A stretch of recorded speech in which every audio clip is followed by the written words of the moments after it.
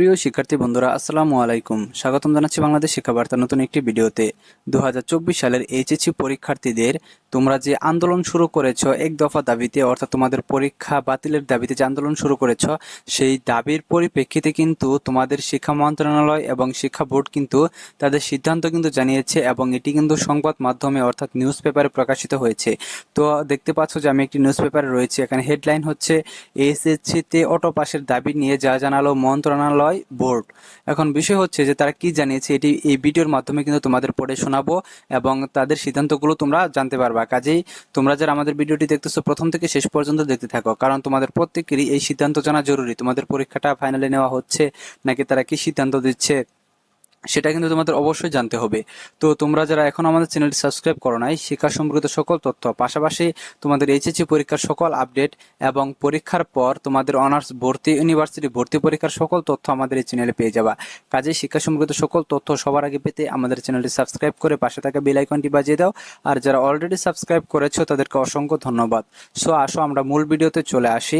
তো এখন বিষয় হচ্ছে যে এইচএসসি অটো পাসের দাবিতে তোমরা যে এতদিন আন্দোলন করলা, অর্থাৎ তোমাদের দাবিটা এখন হচ্ছে যে তোমাদের ম্যাপিং এর মাধ্যমে, অর্থাৎ তোমাদের কিন্তু অটো পাস কিন্তু তোমরা পুরোপুরি চাচ্ছ না, সাবজেক্ট ম্যাপিং এর মাধ্যমে কিন্তু তোমরা চাচ্ছ যে একটা তোমাদের মূল্যায়ন করা হোক। যাই হোক, তোমাদের যে আন্দোলনটা দেখা গেছে যে বর্তমানে রাজপথে যে পরিমাণ তোমাদের আন্দোলন হয়েছে, সেটাই কিন্তু দেখা গেছে সারা দেশের মানুষ, সারা বাংলাদেশের মানুষ কিন্তু সেটা দেখেছে। এবং শুধু তাই নয়, শিক্ষা বোর্ড এবং কোটা আন্দোলনের যে সমন্বয়কার রয়েছে তারাও কিন্তু তোমাদের সাথে কিন্তু একতা ঘোষণা করেছে। অর্থাৎ তোমাদের দাবিগুলো যে যৌক্তিক, আমরা প্রথম থেকেই বলে আসছিলাম যে তোমাদের দাবিগুলো যৌক্তিক, তোমরা আন্দোলন চালিয়ে যেতে থাকো। তারাও কিন্তু অবশেষে বলেছে যে তোমাদের দাবিগুলো যৌক্তিক, কারণ অনেক শিক্ষার্থী কিন্তু হসপিটালাইজড হয়ে আছে। তো এখনো দেখে নিই যে আসলে বিস্তারিত তারা সংবাদ মাধ্যমে তারা কি প্রকাশ করেছে, সেটি এখন দেখে নিচ্ছি। তো হেডলাইন হচ্ছে যে এইচএসসি অটো পাসের দাবি নিয়ে যা জানালো মন্ত্রণালয় ও বোর্ড। তো আমরা বিস্তারিত পড়ে নেই। সরকার পতনের জেরে বিভিন্ন থানা হেফাজতে প্রশ্ন পড়ে যাওয়ায় শেষ করা যায়নি এইচএসসি সমমান পরীক্ষা।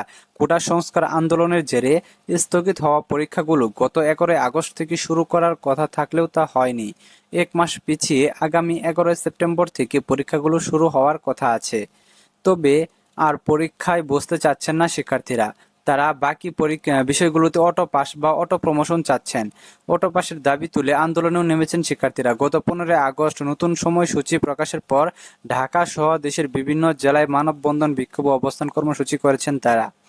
সোমবারও 19 আগস্ট রাজধানী সহ সারা দেশে অটো পাসের দাবি নিয়ে রাস্তায় নেমেছেন শিক্ষার্থীরা। তাছাড়া ঢাকা মাধ্যমিক ও উচ্চ মাধ্যমিক বোর্ডের সামনে বিক্ষোভ করেছেন তারা। শিক্ষার্থীদের দাবি, তাদের অনেক সহপাঠী পরীক্ষার্থী আন্দোলনে অংশগ্রহণ করতে গিয়ে কিন্তু আহত হয়েছেন, তারা চিকিৎসাধীন।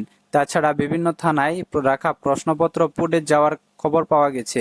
এমন পরিস্থিতিতে তারা বাকি বিষয় পরীক্ষায় অংশগ্রহণ করতে চান না।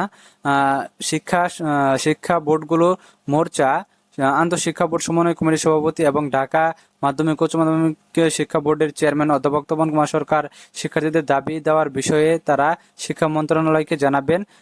শিক্ষা বোর্ড বা এর চেয়ারম্যান বা কর্মকর্তারা এই সিদ্ধান্ত দিতে পারবেন না। মন্ত্রণালয় যে সিদ্ধান্ত দেবে সেটা বাস্তবায়ন করা হবে। নতুন দায়িত্ব নেওয়া শিক্ষা মন্ত্রণালয়ের মাধ্যমিক উচ্চ মাধ্যমিক বিভাগের সিনিয়র সচিব ডক্টর শেখ আব্দুর রশিদ শিক্ষার্থীদের দাবি দেওয়ার বিষয়টি অবগত আছেন। তিনি সাংবাদিকদের বলেন, আমি এখানে নতুন এসেছি, শিক্ষা বোর্ড কি বলছে বা কি সমস্যা সেটা শিক্ষা উপদেষ্টাকে অবগত করা হবে, সে সিদ্ধান্ত নেওয়া হোক তা যে সিদ্ধান্ত নেওয়া হোক তা বোর্ডে জানানো হবে। বোর্ড সেই মোতাবেক কাজ করবে। গত 30 জুন এইচএসসি ও সমমান পরীক্ষা শুরু হয়। রুটিন অনুযায়ী 8 দিন পরীক্ষা হবার পর কোটা সংস্কার আন্দোলনকে ঘিরে সৃষ্ট পরিস্থিতি 18 জুলাই সব পরীক্ষা স্থগিত করা হয়। এরপর 3 দফায় পরীক্ষা স্থগিত করে সরকার। স্থগিত পরীক্ষাগুলো আগামী সেপ্টেম্বর শুরু হওয়ার কথা আছে। তো দেখতে পাচ্ছ যে এখানে কিন্তু দেখা গেছে যে তারা কিন্তু তাদের মতামতটা কিন্তু পুরোপুরি এখনো জানায়নি। তো তারা কিন্তু বলেছে, বা শিক্ষা বোর্ডের যে নতুন শিক্ষা মন্ত্রণালয়ের নতুন যে সচিব এসেছেন তিনি কিন্তু জানিয়েছেন যে তিনি কিন্তু সবাই কিন্তু অবগত আছেন, এটা কিন্তু শিক্ষা মন্ত্রণালয় জানাবেন এবং সেখান থেকেই কিন্তু তোমাদের নির্দেশনাটা খুব দ্রুত কিন্তু জানিয়ে দেওয়া হবে, এটাই কিন্তু তারা বলেছেন। তো আমাদের কিন্তু ততক্ষণ পর্যন্ত কিন্তু আমাদের ওয়েট করতে হবে যে আসলেই আমাদের কি জানিয়ে দেয়, যে আমাদের শিক্ষা মন্ত্রণালয় বা আমাদের যে নতুন উপদেষ্টা নিয়োগ হয়েছেন তিনি আমাদের শিক্ষার্থীদের পক্ষে কি রায় দেন। তবে আমরা আশা করছি তিনি কিন্তু অবশ্যই শিক্ষার্থীদের, অর্থাৎ বর্তমান সরকার কিন্তু শিক্ষার্থীদের দাবি কিন্তু অবশ্যই মেনে নেবেন, এটা কিন্তু আমাদের সকলের আশা।